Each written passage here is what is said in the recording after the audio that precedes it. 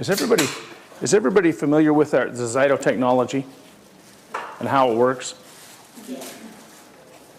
Okay.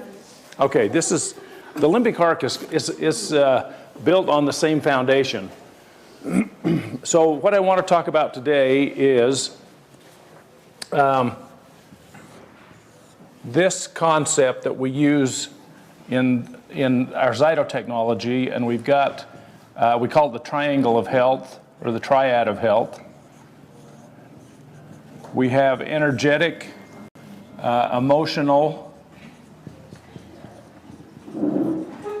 and functional.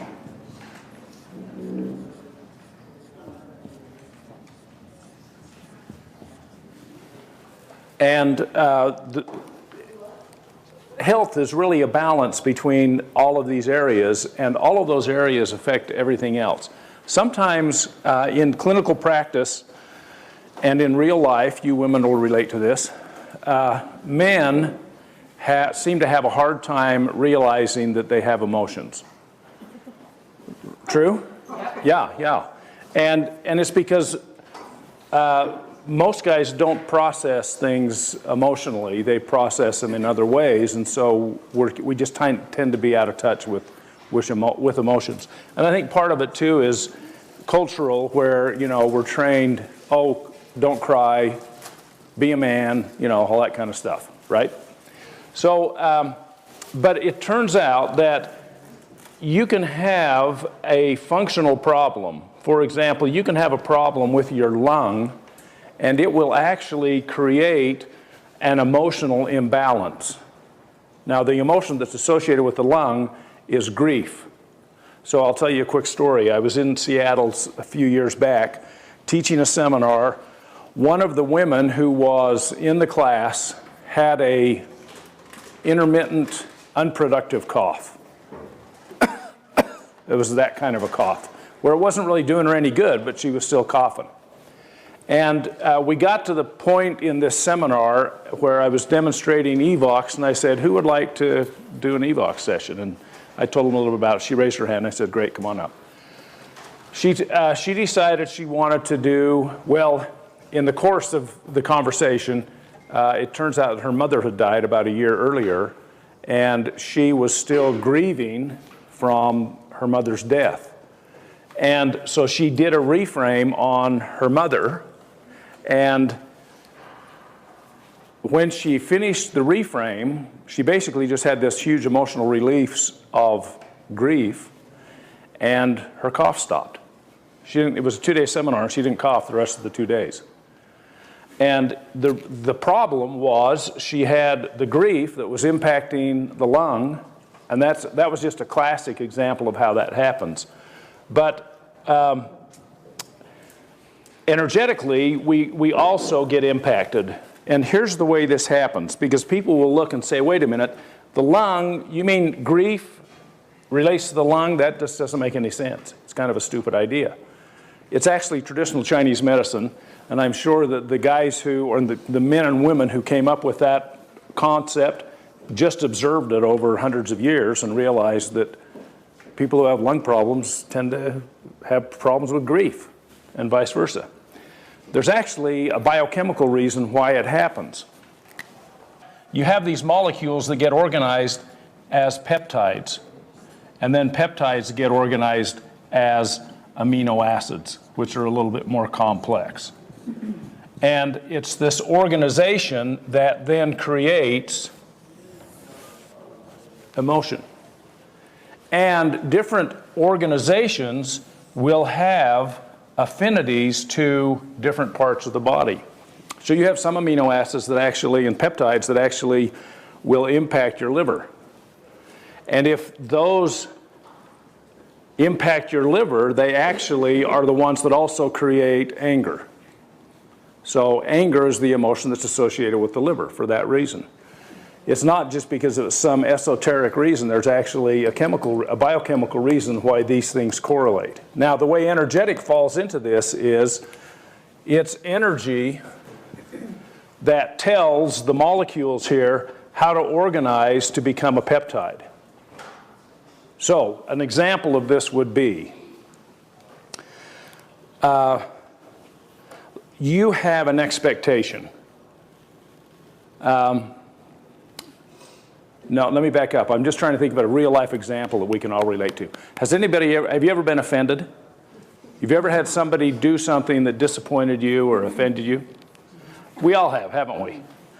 So let's say your friend did something and it hurt you. And for a week you went around and you brooded on it and you thought about it and you rolled it through your mind 100,000 times. And then finally you just went to your friend and said, you know, you did that and I'm really hurt. And your friend said, oh my gosh, really? And then they say, well, I didn't mean to do that. This is what happened. And all of a sudden you go 180 degrees and you go, oh my gosh, it's okay. Has anybody had that experience? Yeah, okay, well what it is energetically we have an expectation. And then something happens and we don't get the expectation met, so it creates this energetic dissonance, and the energy pattern that comes out of this disappointment tells these peptides to or these things to organize in a certain configuration, and bingo, now we have this triad impacted, and the minute this energetic pattern changes, the sequence changes and our whole life changes. Now, this is the end game for a lot of what we do as Zyto, but it's the end game for limbic arc. Let me erase the board, at least part of the board here, and let's go back a little bit further. The way that the limbic arc works is we tap into quantum fields. And in fact, the way Zyto works is we tap into quantum fields too. But, so Crystal, come and stand here if you would, please. And Johnny, would you come up here too, please? Okay, so stand right here, Johnny, if you would. Okay, now, where does Johnny end? And where, does she end right here? Does she end right here? Or does she end out here? Further out. Yeah, she actually, this is kind of where we think she ends, because that's kind of the density of mass that we perceive easily. But do any of you guys see auras? Mm-hmm. You do? Mm-hmm. Okay, so Johnny sees auras, so when she looks at somebody, she might see this out here, and she'll see it in different colors. And different colors will tell you kind of how that person feels or what they're thinking, because the aura, your actually aura changes. So Johnny doesn't stop here, she goes here. Now what about Crystal? Same thing. So when they're standing in proximity, are they merged? The answer is yeah, they are merged. Now if Johnny comes over here and Crystal stays there, do you think they're still connected? And what about over here? Are they still connected? Yeah, you can sit down now, both of you, thanks. The answer is yes. There's no place that Crystal can go where she will not be connected to Johnny. It's because everybody has it's called a field. So a field is a sphere of influence. And not only every body has a field, everything has a field. This marker has a sphere of influence, and that's called its field. And all those fields, so here we are,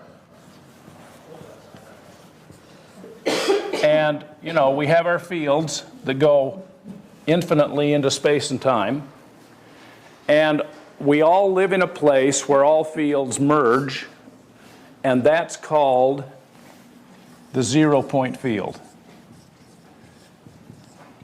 Now the reason it's called the 0-point field is because if you sum all of the fields that exist there, they sum to 0. The reason is because of this concept. You guys are familiar with that, the yin-yang symbol? Okay. For every yang, there's a yin. So everything has an opposite in some way. Everything is opposed in some way by something else. That means for every up there's a down, and every in there's an out, et cetera, et cetera. But it doesn't mean that in the case of me, there's this other fields out there trying to get me. It's not a paranoid kind of relationship. It's more of a symbiotic relationship. Because what happens is all of these fields that intersect, they contain each other. So one of the reasons why you are who you are is because of all the other fields that surround you through time and space that oppose you or constrain you and keep you into your present form and state of whatever you're in. Now, if Janice is in this field, along with Crystal, and let's draw Johnny over here, and let's put Gustavo out here too. All of you guys are balancing each other in some way, okay? Yeah, you got it. What happens if Janice shifts her energetic posture? What if her field changes? I heard that laughter. She faints. That can happen. And okay, so when Janice changes, when her field shifts, what has to happen in the 0-point field? Everything else has to compensate for it. Okay, so a classic example is when I was growing up, I observed that when my mom was mad, life at home was miserable. Yeah. And more than anybody else. I mean, my brothers or my sisters could be mad, and it was like, no big deal. But when mom was mad, it was just not fun. And even my dad, if my dad was mad, it was like, no big deal. That's because my mom's field was so significant at home. And so when her field shifted, the rest of us compensated in ways that we just didn't have to compensate for anybody else because their fields weren't that strong. So what happens then is, because everything has a field, if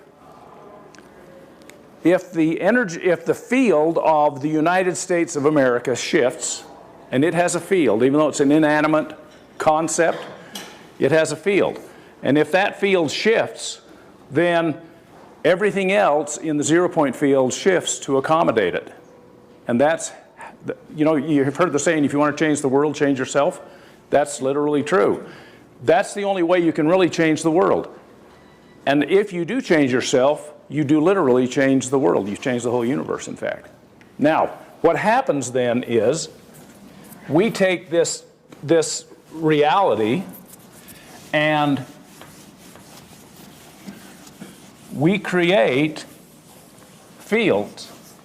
So Michelle she gets a remedy from somewhere, and she goes through a process with the elite, and it creates a pattern, a computer signature that's comprised of ones and zeros, and she links the signal generated by this to this sample, and what that does is it loads information into the 0-point field. So she creates a new field, and once it's in the 0-point field, then it's available to everybody, everywhere, every when, because we all are everywhere, every when. We're all there. So what happens then with the limbic arc is we've created a library, just like we have in the Zyto products, but we've created a library of products. And we've created then an account. So if you subscribe to Limbic Arc, first thing you do is you come in and you create an account. And when you create the account, we then take that specific information that you've given us and we link the app to your field. So this is all done through a quantum process called entanglement. So I can go into my Limbic Arc account and I can, the app in this case, and I can manipulate the things that I want active in my field, and it will have an impact directly on my field. So we have an info, we call these info boosts. So spelled info boost. Because what we're doing is we're not introducing chemistry, we're not introducing medicine. All we're doing is exposing you at a field level. It's a field effect. We're exposing you to information that exists in the 0-point field. When that happens, your body has the ability to do something with it. Just like when we had our drawing over here, you know, your expectation creates an energetic, creates a peptide, creates an amino acid, creates all of these things. Well, you can, back here, at a more subtle level, that's where information gets processed. So you can take information at a totally subconscious level and create a physiological effect because it's a cascade. It just flows downstream. And that's what limbic arc does. So you can do all kinds of amazing things with this. Like we have an immune boost. You can actually, I believe, enhance your immune system by turning on that info boost appropriately. If you want to focus your mental capacity, you can turn on the focus info boost. If you want to be a sexier woman, you turn on the hers. If you want to be a sexier guy, yeah, you can turn that on if you want. Yeah. We have one called his. You know, so there's different info boosts, and they're made up of just different pieces of information that have been linked to products that have a known benefit. That's the way it works. So we say, okay, here's the information of ginkgo biloba. Well, ginkgo biloba, if you take it chemically, it'll have an impact on your circulation to your brain, so it helps your memory. We can give you the information or the info boost for ginkgo biloba, and it will create a downstream cascade with the expectation that it will improve memory without actually taking the ginkgo biloba. Let's go in and I hit the plus button, and here are some pre-built info boosts. So there's one called inflammation, calm, and I can scroll through. There's my custom ones. Here are, you know, focus, energy, sleep. So let's say I'm having a hard time sleeping. I click on that sleep info boost. There we go. And it brings it up for me. And if I scroll down, then I have a place where I can set certain parameters like how many days do I want it to run. I'm going to get some notifications. How often do I want to get those? And if I want to add more ingredients, there's a button at the bottom I can push. And I can then go ahead and add or subtract anything in the library. But the sleep info boost is built with a combination of products that we know has a positive impact on sleep. So if you don't know how to manipulate those products, you'll just go in and you'll just select it and turn it on, and your body gets the information. And your body actually has the ability to filter out the information that might not apply to you and accept the information that's specific to you. The tighter you get that, actually, the better it works, however. Then at the top on the right side, I just hit activate, and there it goes. And you can see from the eye candy that it's now working. You know, the challenge that we have with our technology isn't that it's unscientific. It's that we draw on so many disparate disciplines that it appears to be unscientific. So you'll get an electrical engineer come in and they'll say, how does this thing work? And you explain it to them and they'll say, you're nuts. It can't work. If you get a biologist and you explain it to them, they'll say, you're nuts. Get a physicist, you're nuts. But if you put all the pieces together, it's like, no, this makes perfect sense. I mean, it's not like we're just making this stuff up. And it's validated by the experience of the people who use it. So It works better for some people than others, admittedly, but it works. So that's all.